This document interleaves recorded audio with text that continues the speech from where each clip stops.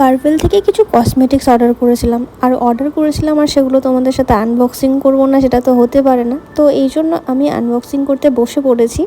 তো চলো দেখা যাক কী কী আমি অর্ডার করেছি আর কী কী ডেলিভারি হয়েছে। তো লেটস গো, দেখতে থাকো ভিডিওটা আর সঙ্গে থাকো। এরকমই যদি ভিডিও আরও দেখতে চাও তো অবশ্যই কমেন্ট করে জানাতে একদম ভুলবে না। তো ভিডিওটা চলো দেখতে থাকো। আমি টোটাল 5টা জিনিস অর্ডার করেছিলাম, তার মধ্যে নেসেসারি জিনিসপত্রই ছিল বেশিরভাগই।